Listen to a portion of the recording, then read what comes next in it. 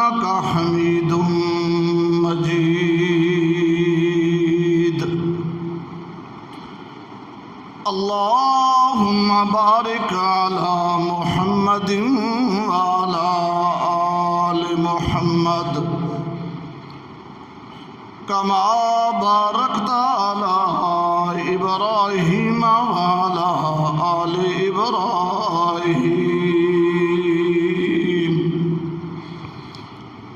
إنك حميد مجيد.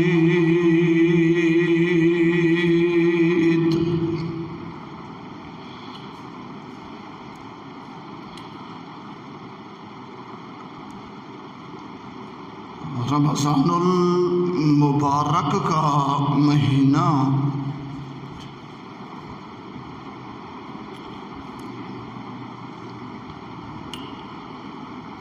بفضل اللہ و برحمت اللہ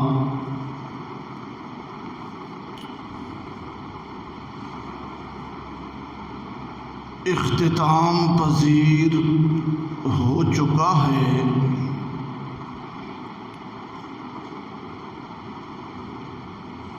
اور آج یکم شوال ہے۔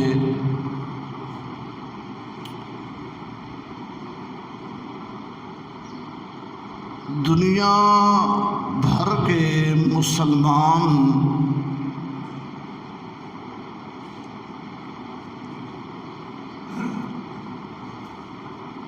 دو رکعت نماز عید الفطر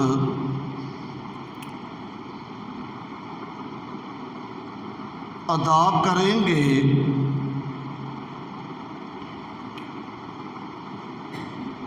اور نماز عید کی ادائیگی کے بعد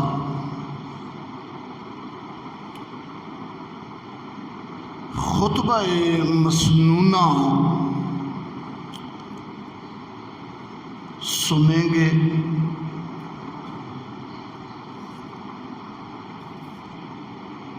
سوال پیدا ہوتا ہے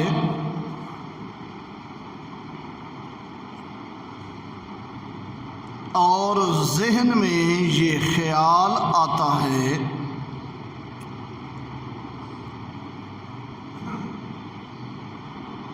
کہ 2 رکعت نماز عید الفطر سمیت 6 تکبیر زائد کے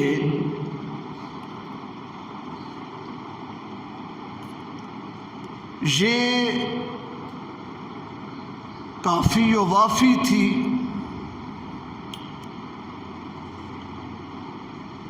عید کی نماز کے بعد خطبہ مسنون کیوں ہے اور خطبے کا اہتمام کیوں کیا گیا ہے؟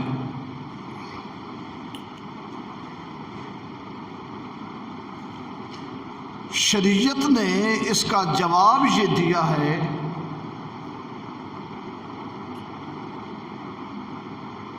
کہ خطبے میں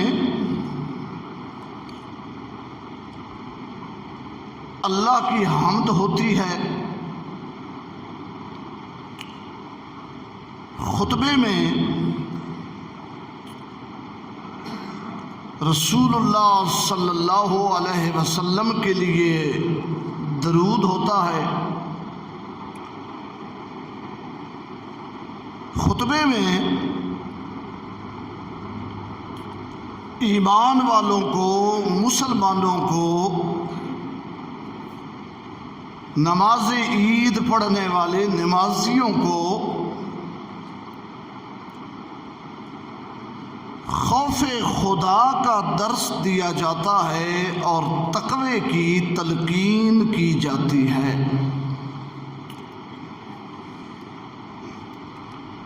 یہ ایک یاد دہانی ہوتی ہے،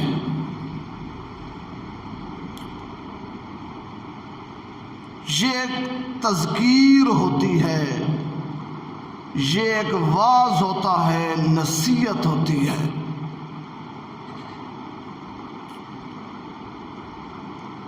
رسول اللہ صلی اللہ علیہ وسلم اپنے شاگردوں، اپنے ساتھیوں، اپنے صحابہ کے سامنے ایک ایک بات کئی مرتبہ دہرایا کرتے تھے۔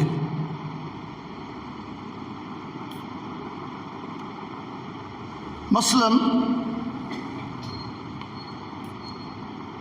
صحابہ اکرام روایت کرتے ہیں کہ ہم بیٹھے ہوئے تھے، رسول اللہ خطبہ دے رہے تھے ممبر پہ،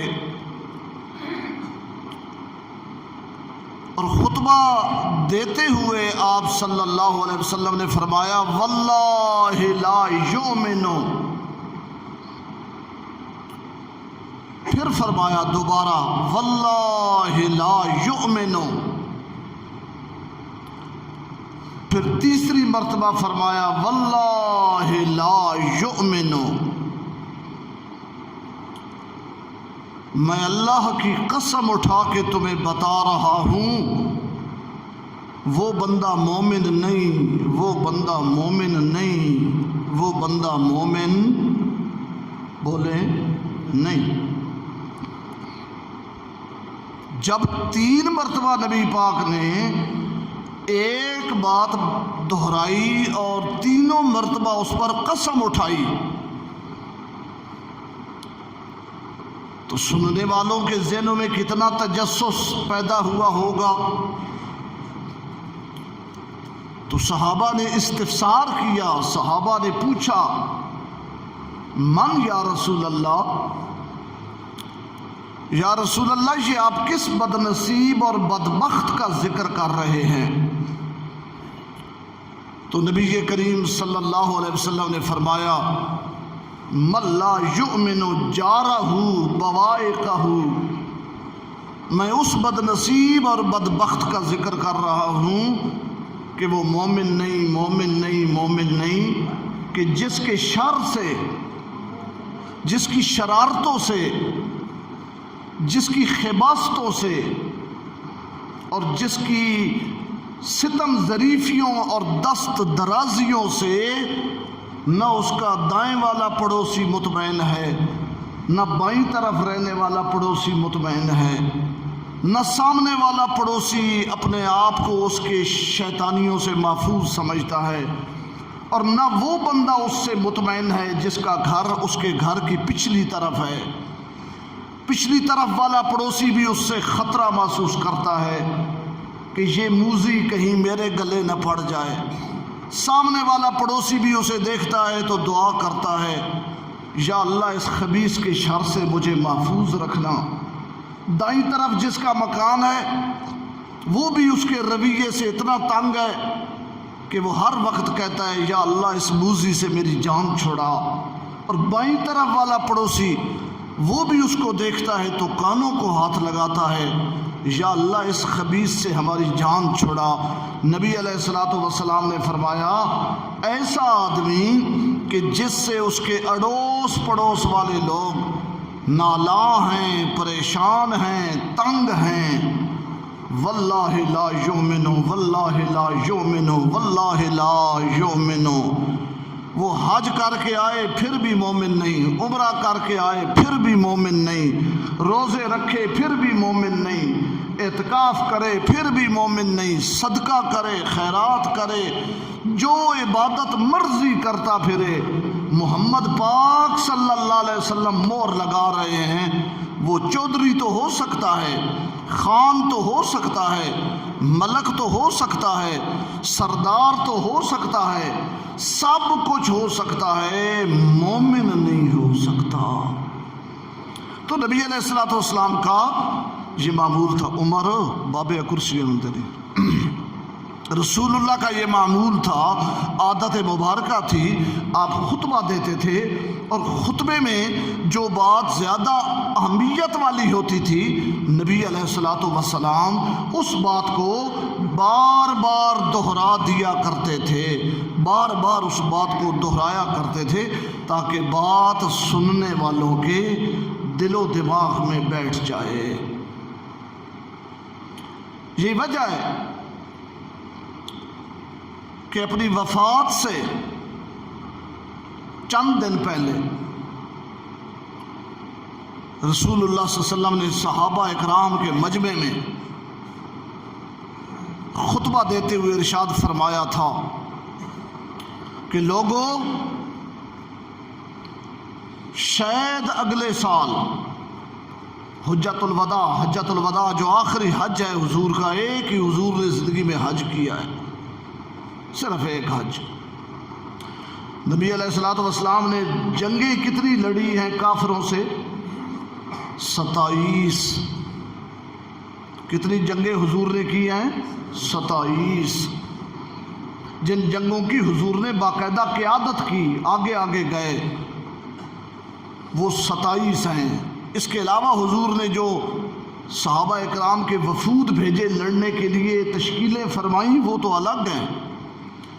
بنفس نفیس، بذات خود میدان میں نکل کر نبی علیہ الصلوۃ والسلام نے کفار، مشرکین، اللہ کے دشمنوں اور اسلام کے دشمنوں سے جو لڑائیاں لڑی ہیں، اور جن میں آپ زخمی بھی ہوئے، دندان مبارک بھی آپ کے ٹوٹے، چہرہ مبارک بھی آپ کا لو لہان ہوگا، 27 جنگیں حضور نے لڑی ہیں۔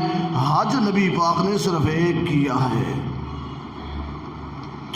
اور حج کا جب آپ نے خطبہ دیا تو اس خطبے میں آپ صلی اللہ علیہ وسلم نے فرمایا تھا کہ لعلی لا اراکم بعد عامی ھذا، میرے صحابہ شاید سال کے بعد یہ دن لوٹ کے آئیں، اے میرے صحابہ شاید سال کے بعد دوبارہ یہ سیزن، یہ موسم آئے تو تم مجھے نہ دیکھو، میں تمہیں نہ دیکھوں۔ لعلی لا اراکم بعد عامی ھذا، شاید اس سال کے بعد، اگلے سال ہماری ملاقات نہ ہو، تم مجھے نہ دیکھ سکو، میں تمہیں نہ دیکھ سکوں۔ نبی علیہ السلام یہ سمجھا رہے ہیں کہ جو دنیا سے چلا جاتا ہے، جس پہ موت آ جاتی ہے، وہ پھر دنیا والوں کو دیکھ نہیں سکتا اور دنیا والوں کی باتیں سن نہیں سکتا۔ اسی لیے اپنے صحابہ کو آپ بتلا رہے ہیں اور ارشاد فرما رہے ہیں کہ شاید اگلے سال یہ دن آئیں تو میں تمہیں نہ دیکھ سکوں، تم مجھے نہ دیکھ سکو۔ پھر نبی علیہ الصلوۃ والسلام نے فرمایا کہ اے میرے صحابہ،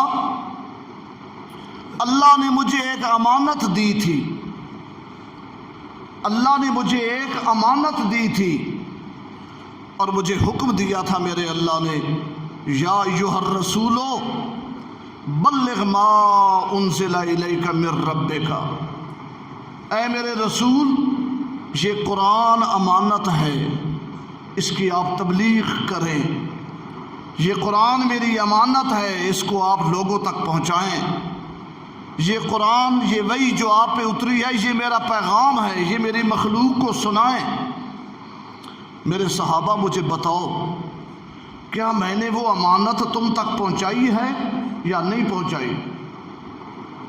اے میرے صحابہ سوچ کے مجھے بتاؤ کہ اللہ نے مجھے جو امانت دی تھی قرآن والی، کیا وہ میں نے پہنچا دی ہے یا نہیں پہنچائی؟ سارے صحابہ بولے اور انہوں نے عرض کیا، یا رسول اللہ صلی اللہ علیہ وسلم، آپ نے اللہ کی امانت صرف پہنچائی نہیں بلکہ آپ صلی اللہ علیہ وسلم نے پہنچانے کا حق ادا کر دیا ہے، آپ نے پہنچانے کا حق ادا کر دیا ہے۔ نبی علیہ الصلوۃ والسلام نے فرمایا، پھر میں تمہیں اللہ کے حوالے کر رہا ہوں، اور اللہ قیامت کے دن اپنے سامنے تمہیں کھڑا کرے گا، مجھے بھی کھڑا کرے گا، اور پھر تم سے پوچھا جائے گا کہ میرا آخری نبی تمہاری طرف آیا تھا اور میرے آخری نبی نے تمہیں ایک پیغام دیا تھا، اور آخری نبی نے تمہیں ایک امانت دی تھی، اور اس آخری نبی نے تمہیں ایک چیز دی تھی جس کا نام قرآن تھا۔ تم سے سوال کیا جائے گا کہ تم نے اس کتاب کے ساتھ کیا سلوک کیا، تمہارا رویہ، تمہارا برتاؤ اس قرآن کے ساتھ کیسا ہوتا تھا؟ پڑھتے تھے یا نہیں پڑھتے تھے؟ سمجھتے تھے یا نہیں سمجھتے تھے؟ جانتے تھے یا نہیں جانتے تھے؟ غور و تدبر کرتے تھے یا نہیں کرتے تھے؟ تمہارے پاس وقت ہوتا تھا اس قرآن کو پڑھنے کا یا وقت کی کمی رہی ہے ہمیشہ تمہارے پاس؟ یہ ساری باتیں قیامت کے دن تم سے پوچھی جائیں گی۔ اور رسول اللہ صلی اللہ علیہ وسلم فرماتے ہیں کہ لوگوں، میں سفارش کرتا جاؤں گا، اللہ کے سامنے درخواستیں کرتا جاؤں گا، میری دعا اور میری سفارش کے نتیجے میں میری امت کے لوگ دوزخ سے نکلتے آئیں گے، نکلتے آئیں گے، نکلتے آئیں گے، الا من حبسہ القرآن، صرف وہ بندے دوزخ میں رہ جائیں گے جن کو قرآن روک لے گا۔ جب وہ نکلنا چاہیں گے تو اللہ کا قرآن سامنے کھڑا ہو جائے گا اور قرآن ان کا شکوہ کرے گا، قرآن ان کی شکایت کرے گا، قرآن استغاثہ دائر کرے گا کہ اے میرے مولا ان دوزخیوں کو دوزخ سے نہ نکال، یہ وہ ظالم ہیں جنہوں نے میرے ساتھ ظلم کیا ہے اور ان کا رویہ میرے ساتھ ایسا تھا۔ قرآن ایک ایک بات بتائے گا۔ تو 19ویں پارے میں پہلے صفحے پہ سورہ فرقان میں یہ آیت ہے، وقال الرسول یا رب ان قوم اتخذوا ھذا القرآن مہجورا۔ قیامت کے دن رسول کہہ دے گا کہ اے میرے رب، میری قوم کے یہ وہ لوگ ہیں جنہوں نے قرآن کے ساتھ بے وفائی کی تھی، جس کے خلاف قرآن کھڑا ہو گیا ہے، اللہ کا رسول کہے گا میں اس کا کچھ نہیں لگتا، یہ میرا کچھ نہیں لگتا۔ اس لیے میرے بھائیوں، میرے دوستوں، ہمیں اپنی زندگیوں پہ غور کرنا چاہیے۔ زندگی تو گائے بیل بھی گزار رہے ہیں، زندگی تو بھیڑ بکری بھی گزار رہی ہے، زندگی تو گدھا اور کتا بھی گزار رہا ہے، زندگی تو یہ اڑنے والے پرندے بھی گزار رہے ہیں، زندگی تو رینگنے والے کیڑے مکوڑے بھی گزار رہے ہیں، زندگی تو سارے حیوانات گزار رہے ہیں اور زندگی انسان بھی گزار رہا ہے۔ حیوانوں کی زندگی، جانوروں کی زندگی کیا ہے؟ خوراک کھانی ہے، پیشاب کرنا ہے، سو جانا ہے اور جاگ کے پھر خوراک کی تلاش میں نکل کھڑے ہونا ہے۔ پرندے صبح صبح اڑتے ہیں، اپنے گھونسلے چھوڑتے ہیں اور بڑی تیزی سے اس طرف روانہ ہو جاتے ہیں جدھر انہیں خوراک ملنے کا امکان ہوتا ہے۔ سارا دن وہ خوراک کے پیچھے بھاگتے رہتے ہیں اور جب سورج ڈوبنے والا ہوتا ہے تو وہ پھر اپنے گھونسلوں کی طرف رخ کر لیتے ہیں۔ سونا ہے، جاگنا ہے، خوراک تلاش کرنی ہے۔ یہ جانور کی زندگی ہے، یہ پرندے کی زندگی ہے، یہ حیوانات اور ڈنگروں کی زندگی ہے۔ اگر انسان کی زندگی بھی یہی ہے، اگر انسان کی زندگی اور سوچ اور فکر بھی یہی ہے کہ صبح اٹھنا ہے، روزی کمانی ہے، شام کو مڑ کے سو جانا ہے، بس اس کے سوا اور کوئی اگر زندگی کا مقصد نہیں، تو پھر یہ بدنصیب انسان اس طبقے میں شامل ہے جس طبقے کا ذکر اللہ تعالیٰ نے 9ویں پارے میں سورہ آراف میں کیا ہے۔ اور اللہ تعالیٰ نے فرمایا ہے لہم قلوب لا یفقہون بہا۔ اس میری مخلوق میں بہت سارے لوگ ایسے ہیں کہ جن کے سینوں میں دل میں نے پیدا کیے ہیں، سینوں میں دل موجود ہیں، لیکن کبھی انہوں نے اپنے دل سے کچھ سوچا نہیں، کبھی انہوں نے اپنے دل کو استعمال نہیں کیا، کبھی انہوں نے ان کے دل میں کوئی حق کی طلب نہیں آئی، سچ کیا ہے، جھوٹ کیا ہے، جنت والا راستہ کون سا ہے، دوزخ والا راستہ کون سا ہے، یہ قرآن کیوں نازل ہوا ہے، حضور یہ امانت کیوں ہمیں دے گئے، لا یفقہون بہا۔ کبھی انہوں نے یہ بات سوچی ہی نہیں، کبھی ان کے ذہن، دماغ اور دل میں یہ چیز آتی ہی نہیں ہے۔ فرمایا وَلَهُمْ أَعْيُنٌ لَا يُبْصِرُونَ بِهَا۔ میری مخلوق میں بہت سارے ایسے لوگ ہیں کہ جن کی آنکھیں موجود ہیں لیکن وہ اپنی آنکھوں سے دیکھتے نہیں ہیں۔ وَلَهُمْ آذَانٌ لَا يَسْمَعُونَ بِهَا۔ ان کے کان تو ہیں لیکن وہ اپنے کانوں سے سنتے نہیں ہیں، حق بات نہیں سنتے، باقی گانے سنتے ہیں، گالیاں سنتے ہیں، فسق و فجور کی ساری باتیں سنتے ہیں، قرآن نہیں سنتے، آنکھوں سے سب کچھ دیکھتے ہیں، قرآن نہیں دیکھتے، دل میں بہت ساری باتیں آتی ہیں، کبھی انہوں نے قرآن کے متعلق غور نہیں کیا۔ اللہ تعالیٰ نے فرمایا اولئک کالانعام، یہ جو انسان ہیں یہ ڈنگروں جیسے ہیں، حیوانات کی طرح ہیں۔ فقیہ ابو اللیث سمرقندی نے تفسیر سمرقندی میں اس پہ روایت نقل کی ہے، فرماتے ہیں کہ جب اللہ نے یہ آیت نازل کی کہ وہ لوگ جن کے دل ہیں اور دل میں غور نہیں کرتے، آنکھیں ہیں اور آنکھوں سے دیکھتے نہیں، کان ہیں اور کانوں سے سنتے نہیں، وہ جانوروں کی طرح ہیں، تو اس وقت جتنے بھی دنیا میں جانور تھے، اس وقت جتنے بھی جب یہ آیت اتری جتنے جانور تھے، ان جانوروں نے اللہ کے سامنے احتجاج شروع کر دیا اور آہ و فریاد شروع کر دی۔ اور جانور بھی کس کو پکارتے ہیں؟ اللہ کو۔ جانور بھی کس کو پکارتے ہیں؟ اللہ کو۔ پوری کائنات میں جتنے پرندے ہیں، کیڑے مکوڑے ہیں، جتنے جانور ہیں، ان میں کوئی بھی مشرک نہیں، جانوروں میں کوئی شرک کرنے والا نہیں، کوئی بھی، سب جانور ایک اللہ کو پکارتے ہیں، ایک اللہ کو۔ سلیمان علیہ السلام اللہ کے نبی گزرے ہیں، ایک چیونٹی ان کے پاس آئی، چونکہ وہ جانوروں کی بولیاں سمجھتے تھے، علمنا منطق الطیر، پرندوں کی زبان، جانوروں کی زبان، اللہ نے انہیں یہ معجزہ دیا تھا۔ چیونٹی ان کے پاس آئی اور چیونٹی نے تھوڑی سی شکر ان کو دی کہ آپ کے لیے تحفہ ہے۔ حضرت نے وہ تحفہ لے لیا اور فرمایا اب میں تجھے کیا دوں، مجھ سے مانگ۔ تو چیونٹی نے جواب دیا کیف اسألک وانت عاجز، میں آپ سے کیوں مانگوں، آپ تو خود محتاج ہیں، میں آپ سے کیوں مانگوں، آپ تو خود محتاج ہیں۔ یہ پیغمبر زندہ ہے، سامنے بیٹھا ہوا ہے، تخت پہ تشریف فرما ہے، حکمران بھی ہے، نبی بھی ہے، فوت نہیں ہوا، ابھی قبر میں نہیں گیا۔ چیونٹی سامنے، چیونٹی کا قد کتنا ہے، دماغ کتنا ہے۔ چیونٹی کو یہ مسئلہ سمجھ آ گیا توحید والا۔ چیونٹی سمجھتی ہے کہ مانگنا کس سے ہے؟ اللہ سے، اور اس کا اتنا بڑا سر ہے، اتنا بڑا دماغ ہے، دربار پہ کھڑا ہے، مزار پہ کھڑا ہے اور قوالیاں کر رہا ہے، خواجہ نہ دیں گے تو پھر کون دے گا۔ خواجہ غلام فرید کے دربار پہ قوالی پڑھی جاتی ہے اور لوگ جھومتے ہیں، خواجہ نہ دیں گے تو پھر کون دے گا، جو کچھ ملے گا یہیں سے ملے گا، جو کچھ ملے گا یہیں سے ملے گا۔ یہ سب کچھ کہاں سے ملتا ہے؟ اللہ کے دربار سے، اللہ کے دربار سے۔ تو یہ جو عقیدہ توحید ہے یہ حیوانات کا بھی ہے، پرندوں کا بھی ہے، سب اللہ سے مانگتے ہیں، سب اللہ سے مانگتے ہیں۔ تو میرے دوستو، پرندوں نے احتجاج کیا، تفسیر سمرقندی میں لکھا ہوا ہے کہ یا اللہ تو نے ان ظالموں کو ہمارے ساتھ کیوں تشبیہ دی ہے کہ یہ جانوروں جیسے ہیں، ہمارے جیسے کہاں ہیں؟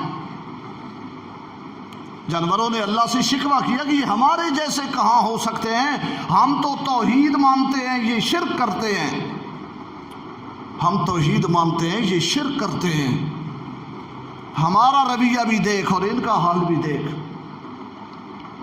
تو پھر اللہ نے جانوروں کی شکایت کے نتیجے میں اگلا حصہ آیت کا نازل کیا اور اللہ نے فرمایا بل ہم اضل۔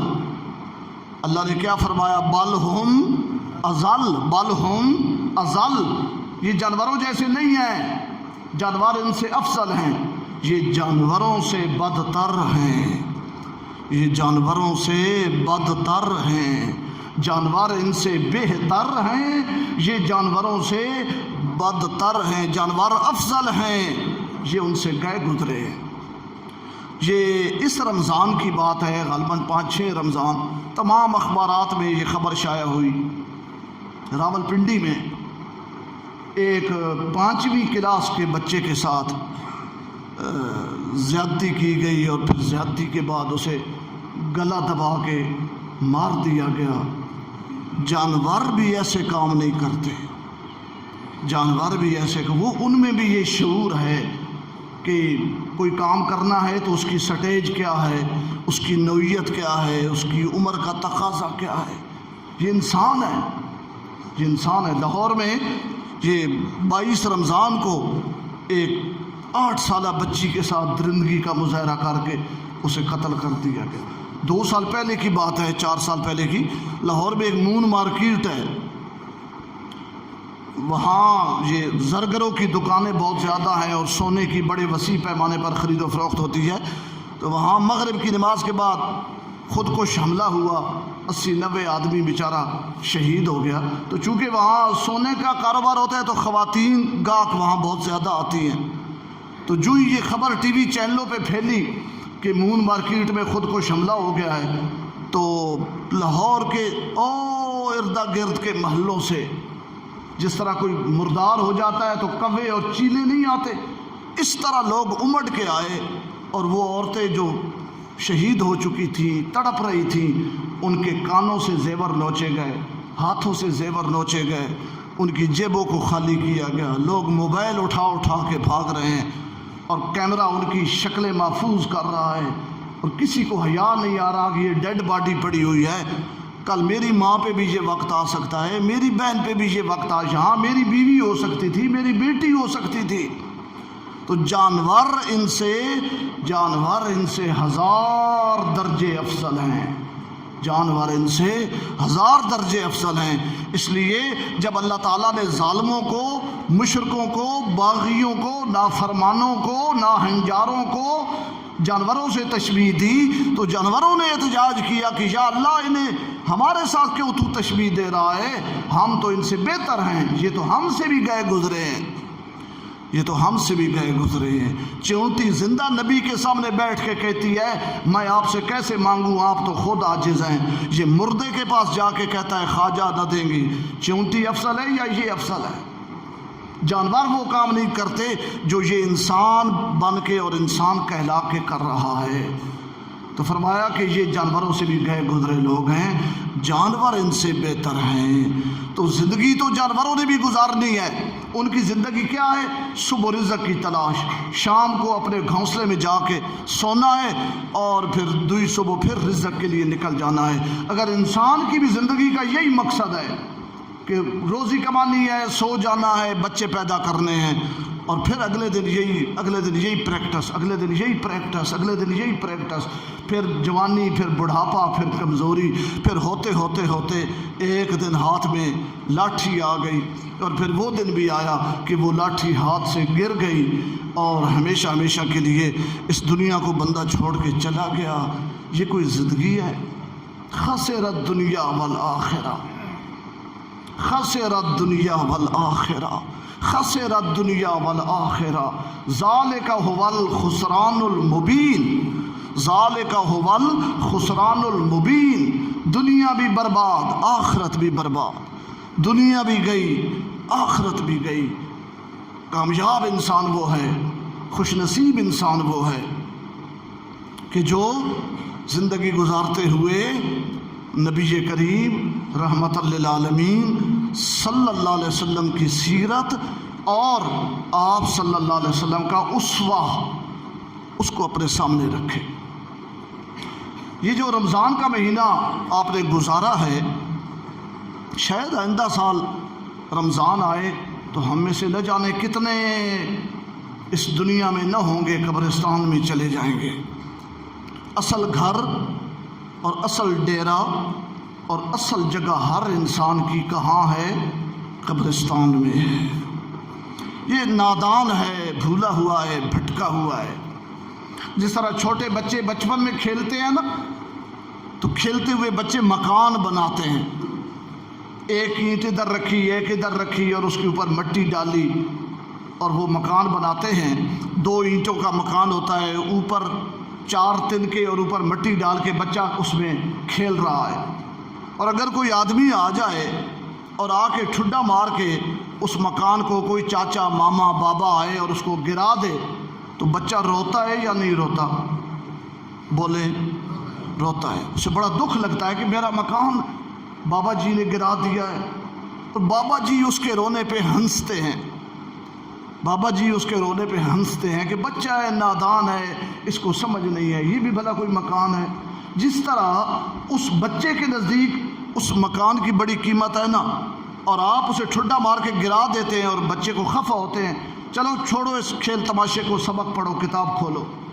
وہ رو رہا ہے، آپ ہنس رہے ہیں۔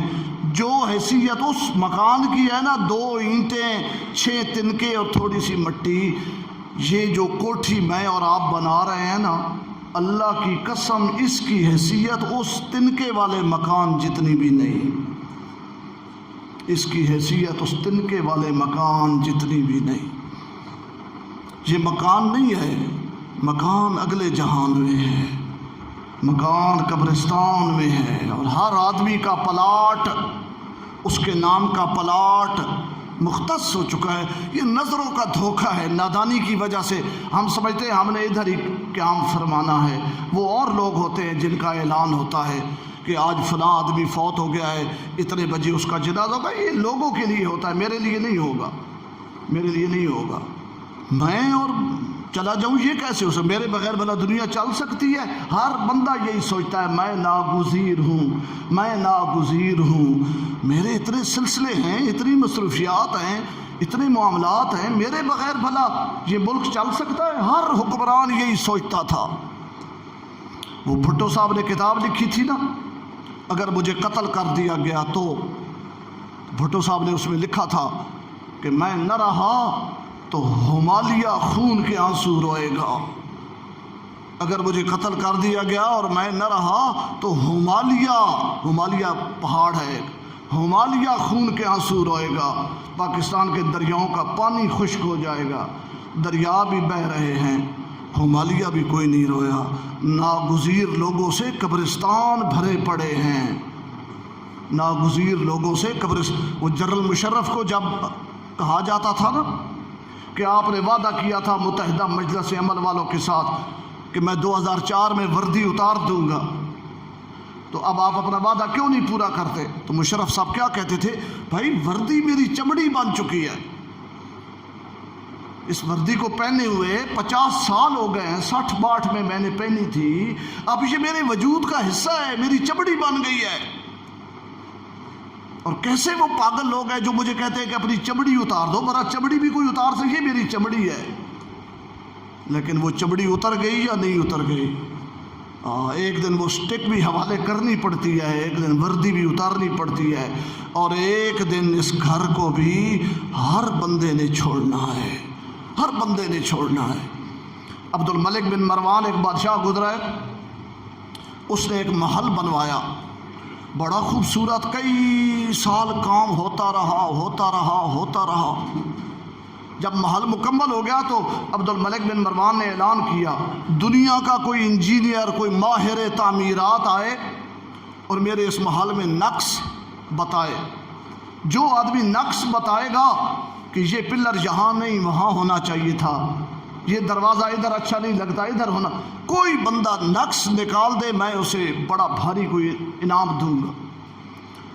لوگ آتے رہے، دائیں بائیں اوپر نیچے چڑھ کے دیکھتے رہے۔ اتنی سیٹنگ سے وہ کوٹھی بنائی گئی تھی کہ کوئی بندہ اس میں نقص نہ نکال سکا۔ لوگ اکٹھے تھے تو ایک درویش آدمی باہر سے گزر رہا تھا، اس نے کسی سے پوچھا اس کوٹھی کے سامنے لوگ کیوں جمع ہیں؟ اس درویش کو کسی نے کہا کہ بابا یہ عبد الملک بن مروان کا محل ہے اور اس نے اعلان کیا ہے کہ کوئی بندہ اس میں سے نقص بتا دے تو میں اتنا انعام دوں گا۔ تو یہ سارے انجینئر ہیں، یہ بلڈنگ بنانے کے ماہر لوگ آئے ہوئے ہیں اور یہ نقص ڈھونڈ رہے ہیں لیکن مل نہیں رہا۔ تو وہ فقیر کہنے لگا اس کوٹھی میں ایک بہت بڑا نقص ہے اور میں جانتا ہوں، اگر تم مجھے لے جاؤ بادشاہ کے پاس تو میں بتا سکتا ہوں۔ اس نے کہا بابا تو فقیر آدمی، درویش آدمی، یہاں بڑے بڑے انجینئر آ کے لاجواب ہو گئے ہیں۔ اس نے کہا مجھے لے تو جاؤ، ملاقات تو کرو۔ جب ملاقات کرائی گئی تو اس نے کہا کہ اے عبد الملک بادشاہ، یہ جو تو نے کوٹھی بنائی ہے نا، اس میں بہت بڑا نقص یہ ہے کہ یہ بے وفا ہے۔ یہ کیا ہے؟ بے وفا ہے۔ دوست بے وفا ہو تو بندہ اس کی دوستی توڑ دیتا ہے یا نہیں؟ بھائی بے وفائی کرے تو بندہ چھوڑ دیتا ہے یا نہیں؟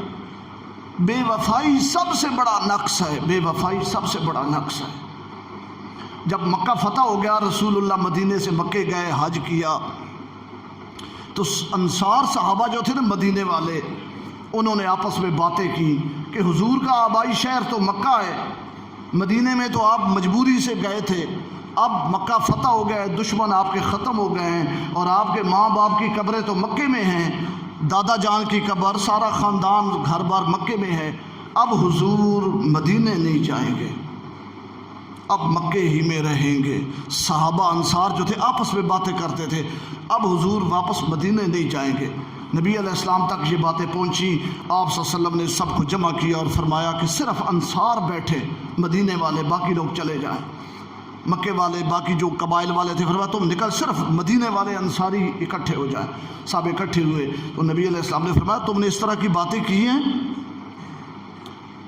تو جو بڑے صحابہ تھے سمجھدار، وہ رو پڑے اور انہوں نے کہا یا رسول اللہ، کچھ ہمارے بچوں نے، نادان ہوتے ہیں بچے چھوٹی عمر میں، تو کچھ نوجوان لڑکوں نے یہ باتیں کی ہیں، کسی بڑے آدمی نے یہ بات نہیں کی، اور ہمارا کوئی گلہ نہیں، اگر آپ اپنے شہر میں، اپنے آبائی گھر میں جہاں آپ کے ماں باپ کی قبریں ہیں، اگر آپ، تو ہمارا کوئی، ہم کسی بات پہ خفا نہیں۔ نبی علیہ السلام نے فرمایا سنو، میں محمد بے وفا نہیں ہوں، میں محمد بے وفا، شہر تو میرا مکہ ہے لیکن میری قبر مدینے میں ہوگی، میرا روضہ مدینے میں بنے گا، اور میں قیامت کے دن مدینے والوں کے ساتھ اٹھوں گا۔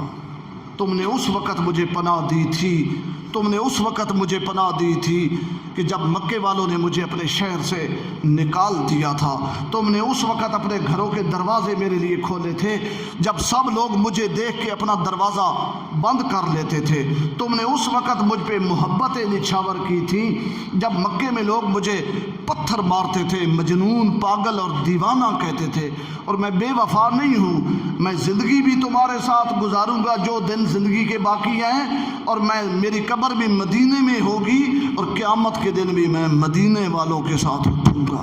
وفا کرنا سب سے بڑا کمال ہے، اور بے وفائی سب سے بڑا عیب ہے۔ اس درویش نے عبد الملک بن مروان کو سمجھایا، بادشاہ سلامت، یہ جو کوٹھی آپ نے بنوائی ہے نا، اس میں سب سے بڑا نقص یہ ہے کہ یہ بے وفا ہے۔ جس دن آپ کا جنازہ اس کوٹھی سے نکلے گا، جس دن آپ کی میت جا رہی ہوگی، یہ کوٹھی ٹس سے مس نہیں ہوگی، یہ کوٹھی ٹس سے مس نہیں ہوگی۔ انسان کا جن جن چیزوں کے ساتھ تعلق ہوتا ہے نا، وہ اس کے مرنے پہ غم زدہ ہوتی ہیں، وہ اس کے مرنے پہ غم زدہ ہوتی ہیں، سوائے مکان کے، سوائے کوٹھی کے، کہ جس پہ انسان کروڑوں لگا دیتا ہے اور اپنی زندگی کی جمع پونجی لگا دیتا ہے۔ کچھ عرصہ قبل ایک میگزین میں میں انٹرویو پڑھ رہا تھا گور ایوب خان کا، تو وہ جو انٹرویو لینے والی خاتون تھی، اس نے گور ایوب خان سے پوچھا کہ یہ جو آپ کی کوٹھی ہے، اس میں یہ جو لکڑی کا کام ہوا ہے یہ بڑا بے مثال ہے، تو یہ آئیڈیا آپ کو کہاں سے آیا اور یہ اس پر کیا خرچ ہوا؟ تو پھر گور ایوب خان نے اپنی اس کوٹھی اور اس میں ہونے والے کام کی اتنی تفصیلات بیان کی کہ الامان والحفیظ، یہ جی پتھر میں نے یمن سے منگوایا ہے، یہ سارا یمن کا پتھر ہے، یہ لکڑی جناب یہ میں نے فلاں ملک سے منگوائی ہے، اور اس پر اتنا جناب یہ جہازوں پہ آئی ہے، اور فلاں ہوا ہے اور فلاں ہوا ہے۔ اور گور ایوب کی عمر 80 سال کے لگ بھگ ہے، اور دنیا میں رہنے کا وقت کتنا رہ گیا ہے آپ خود سوچ سکتے ہیں، اور دل اور دماغ اس میں کون سی چیز بیٹھی ہوئی ہے؟ کوٹھی اور دنیا، کوٹھی اور دنیا۔ صحیح مسلم کی حدیث ہے، نبی پاک نے فرمایا یقول ابن آدم مالی مالی، ابن آدم جہاں بیٹھا ہوتا ہے کہتا ہے میرا مال، میرا پلازہ، میری بلڈنگ، میری کوٹھی، میرا پلاٹ، میری فیکٹری، میرا کارخانہ، یہ میرا مال ہے، وہ میرا مال ہے، یہ میرا مال ہے، وہ میرا مال ہے۔ اور نبی علیہ السلام نے فرمایا حالانکہ اس کا مال صرف 3 چیزیں ہیں، حالانکہ اس کا مال صرف 3 چیزیں ہیں، کون کون سی؟ فرمایا ما اکلا وما لبسا وما انفق فی سبیل اللہ، جو اس نے کھا لیا ہے وہ اس کا مال تھا، اس نے کھا لیا، جو اس نے کپڑے کی شکل میں پہن لیا ہے وہ اس کا مال تھا، اس نے پہن لیا ہے، اور تیسرا اس کا مال وہ ہے جو اس نے اپنے ہاتھ سے اللہ کے راستے میں دے دیا ہے۔ اما سوا ہو، اس کے ماں سوا لاکھوں چھوڑ جائے یا کروڑوں چھوڑ جائے یا اربوں خربوں چھوڑ جائے، فہو لورثتہ، فہو لورثتہ، وہ مال وارثوں کا ہے، حساب اس بدبخت نے قبر میں دینا ہے۔ مال وارثوں کے کام آئے گا، مال وارثوں کے کام آئے گا۔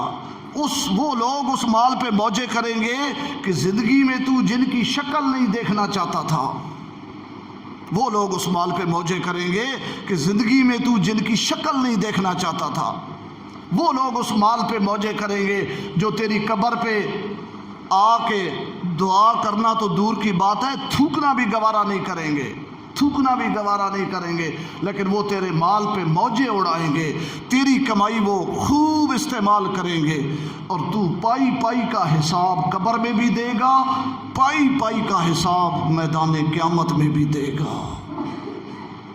کتنا گھاٹے کا سودا ہے۔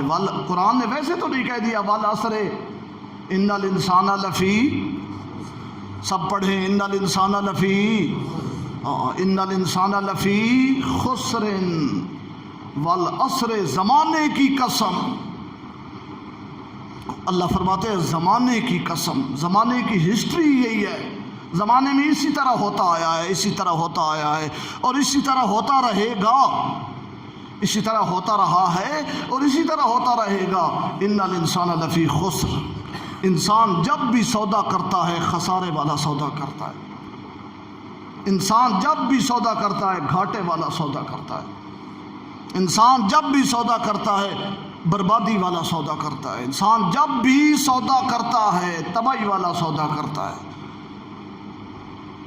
الا الذین آمنوا وعملوا الصالحات وتواصوا بالحق وتواصوا بالصبر،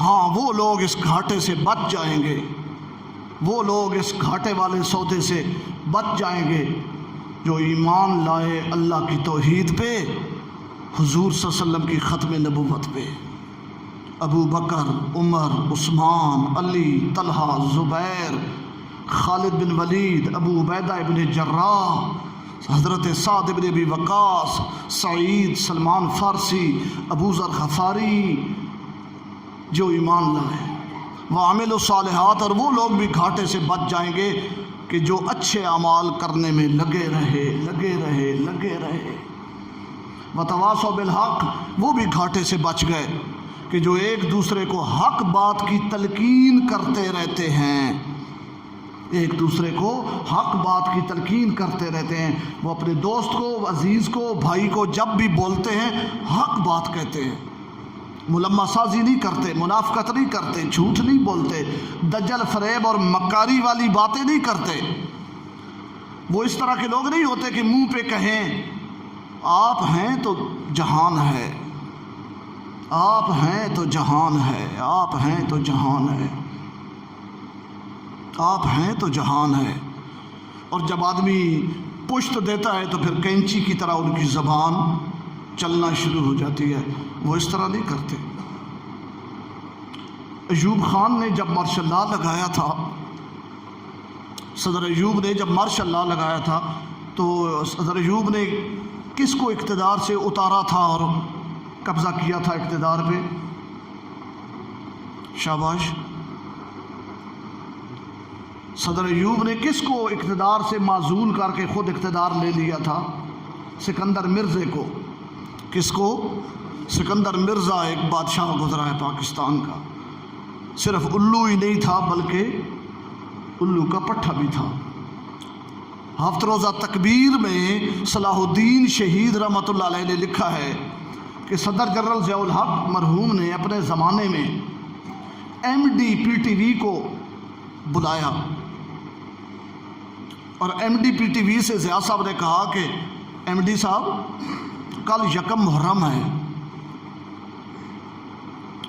اور آپ پاکستان ٹیلی ویژن پہ کوئی اسکالر، پروفیسر، علماء بلائیں اور یہ جو مغرب تا عشاء پرائم ٹائم ہوتا ہے 1 گھنٹے کا آپ پروگرام نشر کریں خلیفہ ثانی امیر المومنین حضرت عمر رضی اللہ تعالیٰ عنہ کے بارے میں، ان کے خدمات، حالات۔ ایم ڈی نے کہا یس سر۔ ایم ڈی چلا گیا پاکستان ٹیلی ویژن کے آفس اور اس نے عملے کو بلایا اور کہا بھائی تیاری کرو، اور علماء اور کوئی پروفیسر اور اس طرح پڑھے لکھے لوگ 2-4 بلاؤ اور انہیں موضوع بتاؤ، کل شام پروگرام نشر کرنا ہے حضرت عمر کے بارے میں۔ تو M D P T V کو بتایا گیا کہ سر ہم پاکستان ٹیلی ویژن پر عمر کا نام ہی نہیں لے سکتے، ہمارے پاس نوٹیفیکیشن ہے سرکاری کہ عمر کے بارے میں کوئی بات ٹی وی پہ نشر نہیں ہوگی۔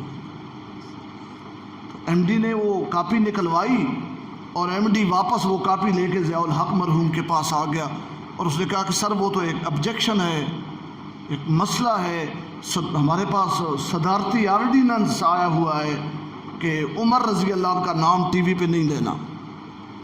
ضیاء صاحب بھی چونک گئے اور انہوں نے کہا کہ کس نے آرڈر جاری کیا ہے، کاپی کہاں ہے؟ سر یہ ضیاء الحق مرحوم نے اینک لگائی اور وہ کاپی پڑھی، واقعی وہ آرڈر لکھا ہوا تھا اور نیچے اس ملعون کے دستخط تھے۔ کس ملعون کے؟ سکندر مرزا کے، جو صحابہ کا نام برداشت نہیں کرتا وہ ملعون ہے کہ نہیں؟ جو صحابہ کی شان برداشت نہیں کرتا، جس کو صحابہ کے نام اچھے نہیں لگتے، اس سے بڑا لعنتی اور اس سے بڑا بے غیرت اور بے حیا، ایسے ایسے بے غیرت اس ملک میں حکمران رہے ہیں۔ ضیاء الحق نے وہ جو صدارتی آرڈر تھا نا اس کے 4 ٹکڑے کیے اور ان کے ٹیبل کے ساتھ جو وہ پڑا ہوا تھا جس میں پھینکتے ہیں فالتو کاغذات، ضیاء صاحب نے وہ آرڈر اس میں پھینکا اور ضیاء صاحب نے کہا میں تو سمجھتا تھا کہ یہ الو تھا، سکندر مرزا میرا الو تھا، آج سمجھ آئی ہے یہ تو الو کا پٹھا تھا۔ یہ تو کیا تھا؟ الو کا پٹھا۔ الو بھی خطرناک ہوتا ہے لیکن جو الو کا پٹھا ہوتا ہے نا وہ بہت زیادہ خطرناک ہوتا ہے۔ وہ کوئی بندہ شہر میں الو بیچ رہا تھا، بڑی دیر کے بعد کوئی گاہک آیا، بھائی جان یہ کتنے کا دیتے ہو؟ اس نے کہا یہ جو بڑا ہے یہ 10 روپے کا اور یہ چھوٹا 20 روپے کا۔ اس نے کہا وڈی شے دی قیمت زیادہ ہوندی ہے تو سا چھوٹے دی قیمت ڈبل تے وڈے دی تھوڑی۔ اس نے کہا وڈا صرف الو ہے، چھوٹا جو ہے یہ الو بھی ہے اور الو کا پٹھا بھی ہے، حیثیت بھی ڈبل، ویلیو بھی ڈبل، قیمت بھی ڈبل، قیمت بھی ڈبل۔ تو ایوب خان نے اس کو اقتدار سے اتار کے اس سے حکومت چھین لی تھی، قبضہ کر لیا تھا۔ ایک سیاسی کتاب میں لکھا ہوا ہے جب سکندر مرزا کو خطرہ محسوس ہوا نا کہ کہیں ایوب خان کوئی گڑبڑ نہ کر دے، تو سکندر مرزا نے اس کو بلایا اپنے دفتر میں۔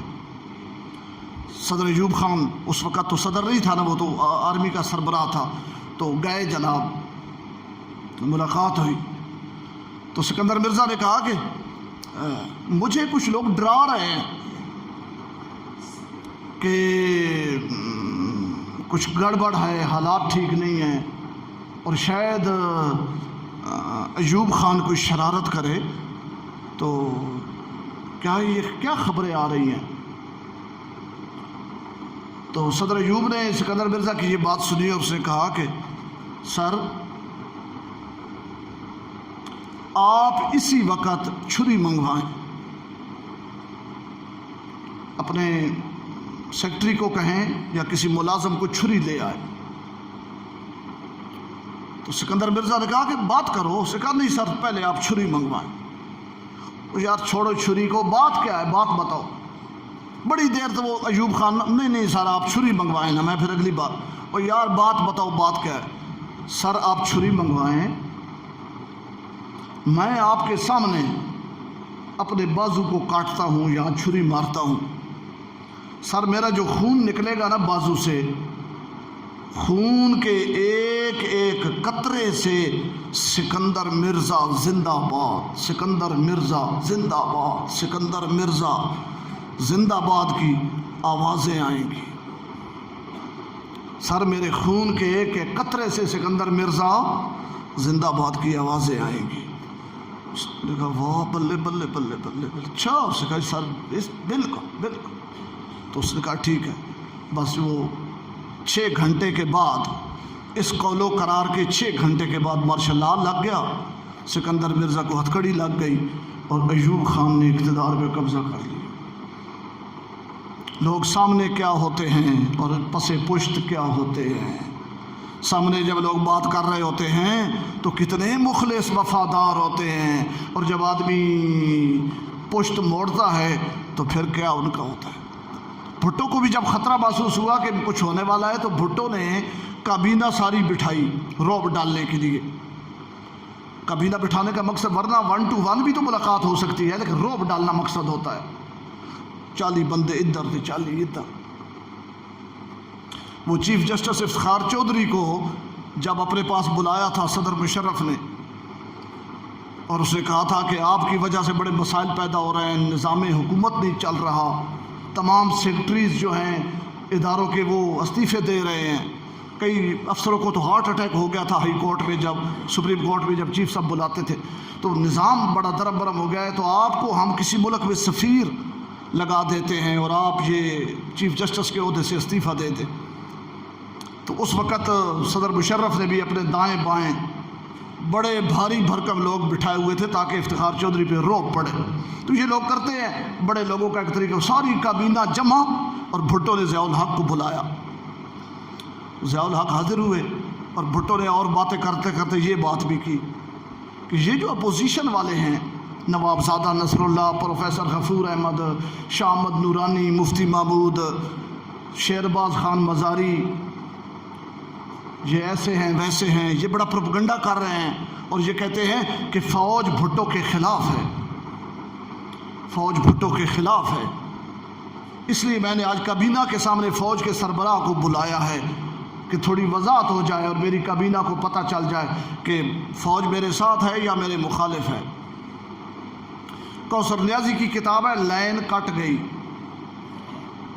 اس میں کوثر نیازی اس میٹنگ میں موجود تھا، منسٹر تھا اس زمانے میں۔ کوثر نیازی کہتا ہے کہ جب بھٹو نے یہ بات کی نا کہ چیف صاحب وضاحت کریں ضیاء صاحب، فوج میرے مخالف ہے یا میرے ساتھ ہے، تو نیازی صاحب مرحوم لکھتے ہیں کہ ضیاء الحق اٹھے، بھٹو کے سامنے کھڑے ہوئے، آمنے سامنے بیٹھے تھے، اور ضیاء الحق نے اپنے دونوں ہاتھ سینے پہ رکھے، اور پھر ضیاء الحق رکوع کی حالت میں چلے گئے۔ کہاں چلے گئے؟ رکوع کی حالت میں چلے گئے، اور دیر تک حالت رکوع میں رہے، اور پھر کھڑے ہوئے، اور کھڑے ہو کے انہوں نے پھر اپنے ہاتھ سینے پہ باندھے، اور انہوں نے کہا کہ مسٹر پرائم منسٹر، جناب وزیر اعظم، فوج کے جرنیل سے لے کر آخری سپاہی تک اپنے خون کا ایک ایک قطرہ آپ کی حفاظت کے لیے نچھاور کر دے گا۔ نعرے لگ گئے، اور کابینہ نے کہا بلے بلے بلے بلے بلے، جرنیل سے لے کر آخری سپاہی تک خون کا ایک ایک قطرہ آپ پہ نچھاور کر دے گا۔